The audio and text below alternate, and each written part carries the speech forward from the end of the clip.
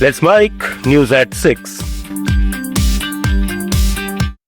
सेबी ने पूंजी बाजार को और अधिक कुशल और सुरक्षित बनाने के लिए 3 नए आईटी प्लेटफॉर्म लॉन्च किए हैं।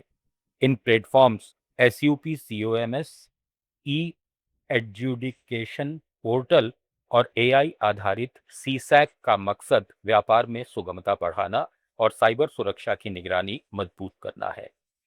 एसयूपी सीओएमएस अब सेबी के साथ सभी आधिकारिक संचार का एकल मंच बनेगा, जिससे ईमेल आधारित पुरानी व्यवस्था खत्म हो जाएगी और संस्थागत स्मृति मजबूत होगी। ई एडजुडिकेशन पोर्टल अर्ध न्यायिक कार्रवाइयों को पूरी तरह डिजिटल बना देगा, जहां कंपनियां नोटिस डाउनलोड कर जवाब दाखिल कर सकेंगी और ऑनलाइन सुनवाई में शामिल हो सकेंगी। वहीं सीसैक प्लेटफॉर्म साइबर ऑडिट रिपोर्ट्स का एआई से विश्लेषण कर रिस्क स्कोर और कमजोरियों की पहचान करेगा, जिससे अनुपालन आसान होगा और नियामकीय निगरानी अधिक प्रभावी बनेगी। ये डिजिटल कदम पूंजी बाजार के लिए एक बड़ा अपग्रेडेशन माना जा रहा है।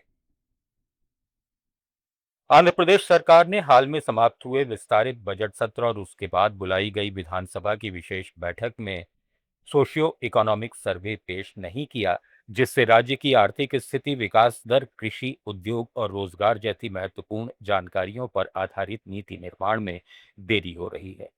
Principal secretary planning Piyush Kumar ने एक साक्षात्कार में कहा कि सर्वे जारी करने में देरी हुई है, लेकिन इसे अगले सप्ताह जारी करने और सदन में रखने के प्रयास तेजी से चल रहे हैं और विभाग के लिए ये टॉप प्रायोरिटी है।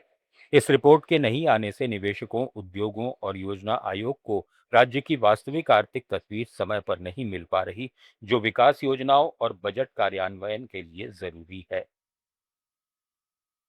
मेघालय के मुख्यमंत्री कोनराड के संगमा ने घोषणा की है कि यूपीएससी प्रीलिम्स क्लियर करने वाले अभ्यर्थियों को राज्य सरकार सीधे वित्तीय सहायता देगी और कोचिंग सपोर्ट को सभी जिलों में बढ़ाया जाएगा। ये योजना युवाओं पर कोचिंग, स्टडी मटेरियल और ट्रैवल का आर्थिक बोझ कम करेगी, जिससे सिविल सर्विसेज में राज्य की सफलता दर बढ़ेगी और बेहतर प्रशासनिक प्रतिनिधित्व मिलेगा।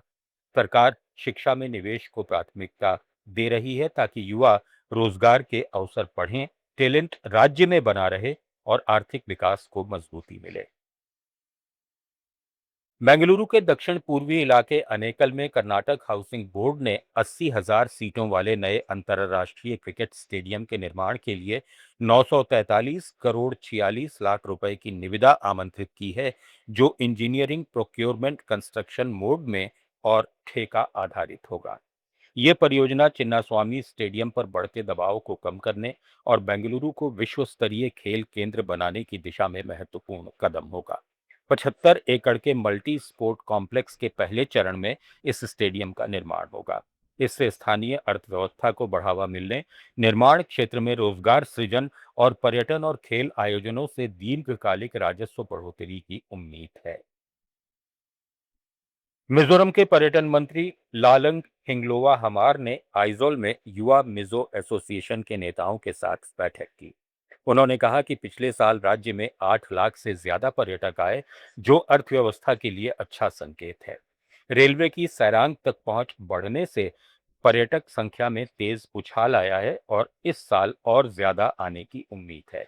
इससे स्थानीय रोजगार, होम स्टे बिजनेस और छोटे उद्योगों को बढ़ावा मिलेगा। लेकिन मंत्री ने चेताया कि बिना सही प्रबंधन के ये बढ़ोतरी स्थानीय संस्कृति और समुदाय पर असर डाल सकती है, इसलिए जागरूकता अभियान, पर्यटकों के लिए करें न करें के नियम, गाइड ट्रेनिंग और होम स्टे रेगुलेशन पर जोर दिया जा रहा है। सरकार युवा मिजो एसोसिएशन से मिलकर जिम्मेदार पर्यटन को बढ़ावा देकर राज्य की अर्थव्यवस्था मजबूत बनाने की कोशिश कर रही है। न्यूज एट 6 में फिलहाल इतना ही। बने रहिए लेट्स माइक के साथ। आप सुन रहे थे let's mike more than radio. Follow कीजिए हमें हमारे सोशल मीडिया प्लेटफॉर्म्स पर। It's time for news. It's time for more than radio. Presenting the first radio news app, Let's Mic. Let's Mic, a news-based app on your phone where you get to watch and listen news